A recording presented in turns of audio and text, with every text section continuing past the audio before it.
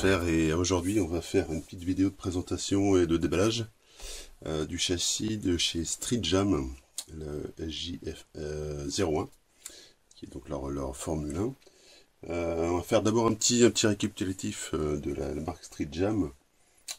C'est une marque qui est connue notamment pour ses châssis drift, notamment en Asie et surtout au Japon, puisque c'est une marque japonaise.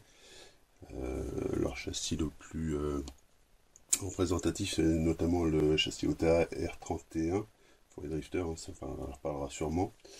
Donc ce qu'il faut savoir sur cette marque, c'est donc une marque qui est distribuée par Team Infinity Racing, donc à l'international. Et pour ce qui concerne les pièces et notamment la disponibilité des pièces de cette Formule 1 en Europe, on a un site qui s'appelle streetjam.nl, qui est un site hollandais, donc qui permettra de trouver toutes les pièces qu'il nous faut si on a besoin pour ce châssis F1. Alors cette SJF 01, donc c'est un châssis de Formule 1 compétition qui est réglable soit en 180 mm ou en 200 mm, qui emprunte beaucoup de pièces à la Speed Passion, notamment son train avant par exemple, mais qui a une particularité, donc comme on peut le voir un petit peu sur la photo dans l'emballage, c'est son double amortissement arrière. On va y revenir un petit peu après dans le déballage de la boîte.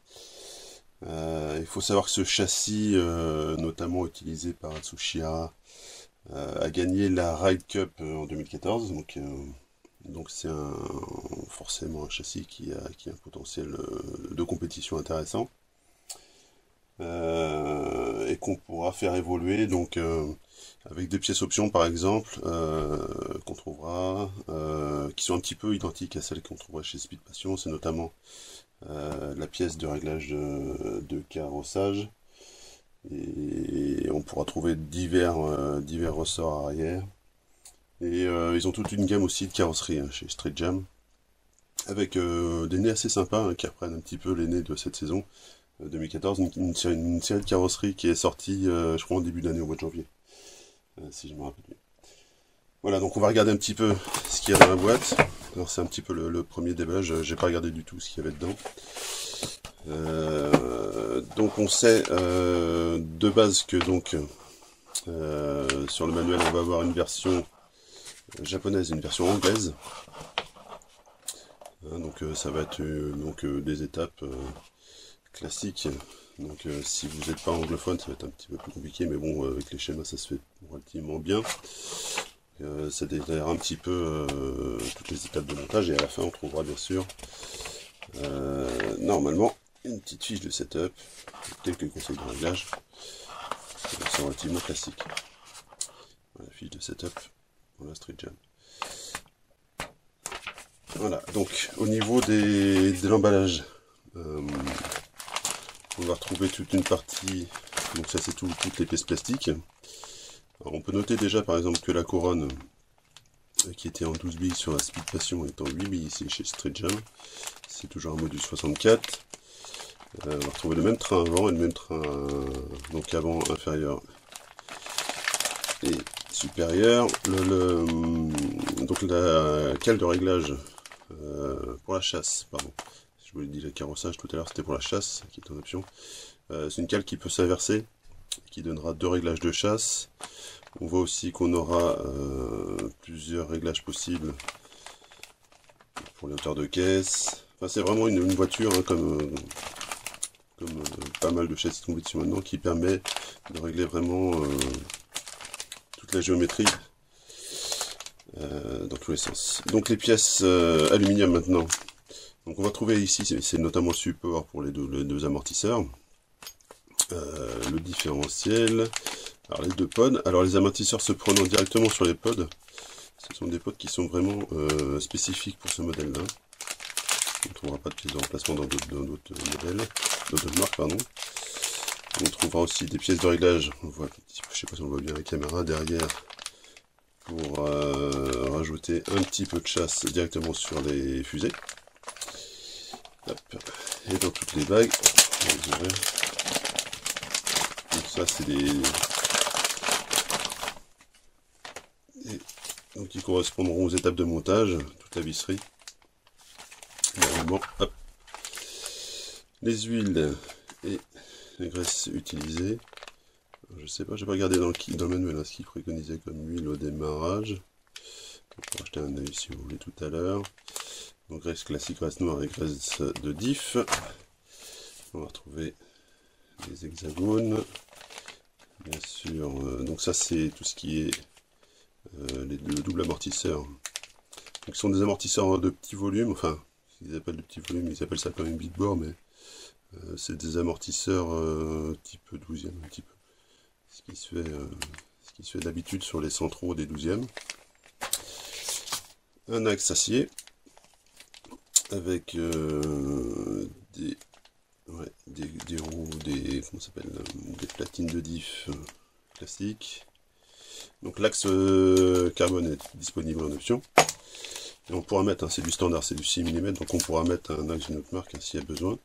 C'est les distances standards de ce qui se fait chez Tamiya par exemple sur la F104. Ça doit aller dessus. Les tirants de direction, les kingpins, donc c'est un kingpin qui se visse en haut sur un réglage de chasse. C'est un petit peu le point faible qu'il y avait sur la Speed Passion, je suppose qu'ils ont pris le même principe. Le point faible c'était en fait le serrage de cette petite pièce là, de cette petite rotule qui se faisait par une vis en plastique. Alors il faut savoir que cette vis existe en option en aluminium, donc c'est une option que je pense quasiment indispensable pour le montage. D'ailleurs on verra un petit peu dessus, et bien sûr on va ouvrir des pièces en carbone, donc ce qui notamment pour ce châssis là, la spécificité c'est l'arrière en 3 parties, puisque entre le pod, donc ça c'est le réglage, entre le pod arrière et le châssis, il y aura une deuxième platine, hop, ici, voilà, qui permettra en fait de faire le pivot. La platine supérieure, design assez sympa, hein, assez original au F1, on voit pas souvent ça. Et puis les classiques pour le support du pod et le support d'aileron.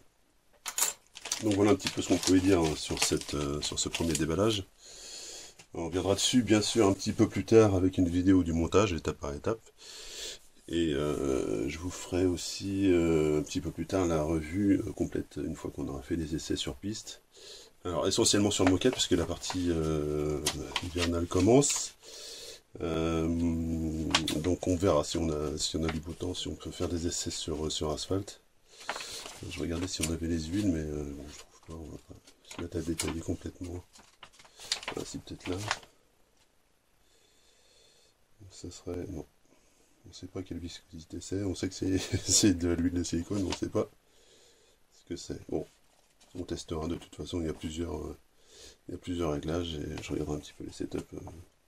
On peut trouver facilement sur le net des setups notamment chez Petit RC, ou je les mettrai aussi sur le site RCF1. Les setups qui ont été utilisés notamment pour la Red Cup. Et voilà un petit peu ce qu'on peut dire, je crois qu'on a fait le tour. Donc je vous donne rendez-vous pour la prochaine vidéo donc, du montage, toujours sur rcf1.fr. Je remercie au passage donc Street Jam qui nous a envoyé gentiment ce kit, qu'on aura le temps de bien essayer, pour vous donner un bon feeling, un bon ressenti de ce que ça peut donner sur la piste. Voilà, à bientôt. N'oubliez pas d'aller faire un petit tour, comme d'habitude, sur notre page Facebook, et si vous voulez aussi sur notre chaîne YouTube, voir d'autres vidéos qu'on a pu faire sur d'autres châssis. Et voilà. Bon, allez, à bientôt. Allez, salut.